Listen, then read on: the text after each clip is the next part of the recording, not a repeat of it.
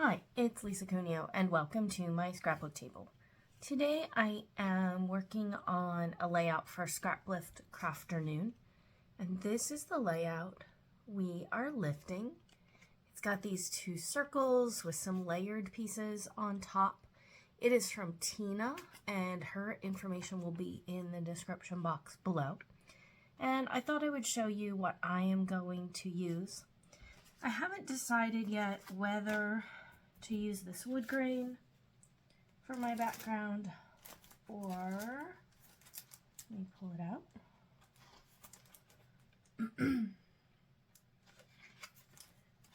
Now maybe I can't find it.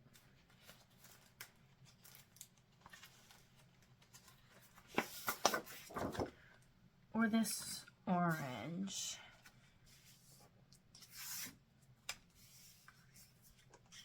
I think I'm going to go with the orange. I'll save this wood grain for another day. I only had part of this paper because I cut this out of the same one. These are flip sides of each other. And so, but I think I can pull it in just a little bit and layer something there so that that doesn't affect the overall layout. And I will cut that right there. I have 3 photos from the 70s, and that's kind of why I'm working with this collection this week, because it has a 70s feel. And I have 3 photos of me and my oldest nephew. We were only 7 or 8 years apart in age, so we grew up a lot like brother and sister, even though my sister and her husband and Charlie lived a few hours away.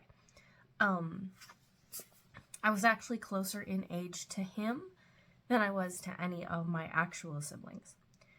So I'm going to incorporate these 3 photos, even though there's only one in the inspiration piece. I still think I can make it work.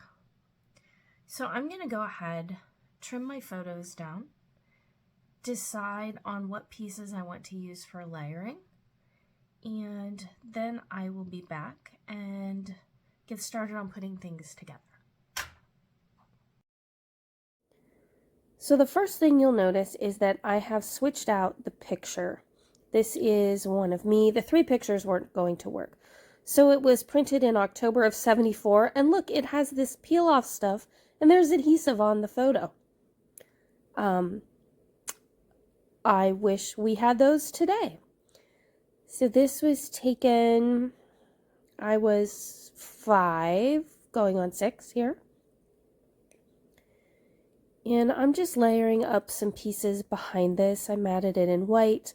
I used this same piece of paper torn the other day, so I'm just adding that scrap here. I add a square of another print. You can see the print there. It's got the words on it, but when I use it as a mat, you don't see the words, so it doesn't matter that they don't really have anything to do with what's going on.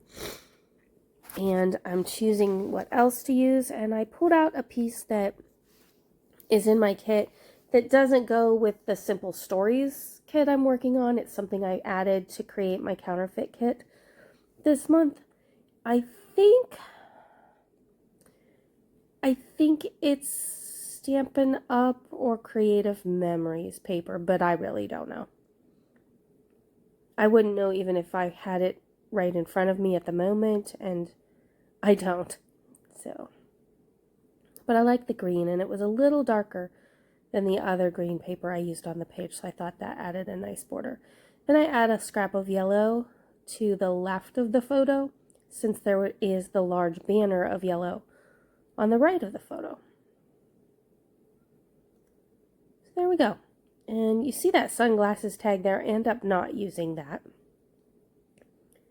Now I have some things glued down, and I'm adding a few tabs. One says Happy Day. The other says Groovy, which adds to the 1970s feel. This was one of my mom's favorite photos of me. And that's what I put in the little journaling box that I add later. I'm sitting there in a blue and white dress with a with a white shawl, white socks, navy blue shoes, which are adorable. And I have a bun in my hair and a big grin on my face. And I'm probably sitting there waiting until it's time to leave for church on a Sunday morning. That's my guess. And I don't know who took it, whether it would be my mom or my dad. Mom usually took more photos, but she was also usually more busy on Sunday mornings. So it might have been my dad that took this one. I can tell I've been out playing in the summer because I have some tan on my face. I'm sorry for my voice and my little bit of sniffing, and I have a cough drop in my mouth. I'm getting over a cold. I think this is day 5 now, and I feel a lot better, but I don't sound very good.